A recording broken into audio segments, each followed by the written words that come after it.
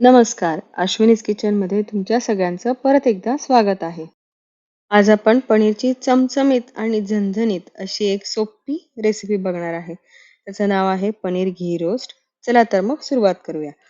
त्यासाठी सगळ्यात पहिल्यांदा आपण 3 चमचे धने पावडर, 8-10 लसणाच्या पाकळ्या, पाव इंच आलं, काळा मसाला चवीप्रमाणे आणि चिंचेची चटणी 2 चमचे हे आपण सगळं वाटून घेणार आहे.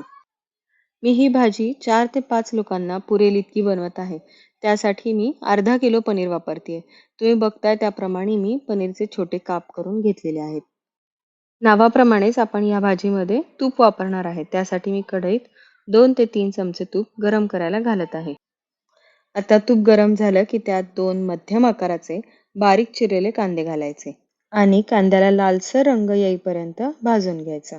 आता इथे मी कांदा भाजत असतानाच मीठ घालते, कारण कांदा भाजत असतानाच मीठ घातलं ना की कांदा लवकर भाजला जातो आणि त्याला रंगही छान येतो. कांद्याला छान लालसर रंग आलेला आहे.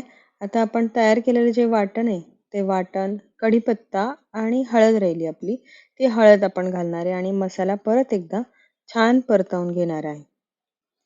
मसाला परतत असतानाच आपण त्यात पाववाटी फेटलेलं दही घालणार आहे आणि मसाल्याला तेल सुटेपर्यंत आपण आता परतवणार आहे. तुम्ही बघू शकता मसाल्यात जो पांढरट रंग होता तो हळूहळू जाऊन मसाला सुका पण झाला आणि रंग लालसर आलाय.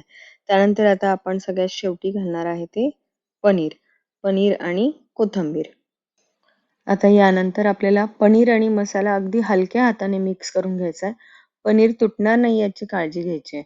गरज वाटल्यास तुम्ही अगदी पाव वाटी पाणी घालू शकता. तुम्हाला वाटत नसेल की आपली भाजी ओलसर आहे, तर काही गरज नाही आहे.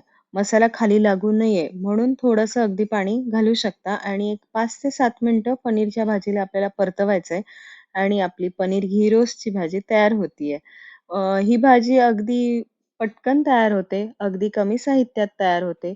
त्यामुळे नक्की करून बघा ही पनीर घी रोस्टची भाजी. तसाही अधिक महिना चालू आहे. सगळ्यांकडे जावई जेवायला येतात. तर जावयाला जेवायला ही भाजी नक्की करून बघा आमरसासोबत. खूप सुंदर लागते आणि आम्हाला कमेंट्समध्ये नक्की सांगा कशी बनली तुमची पनीर घी रोस्टची भाजी. धन्यवाद.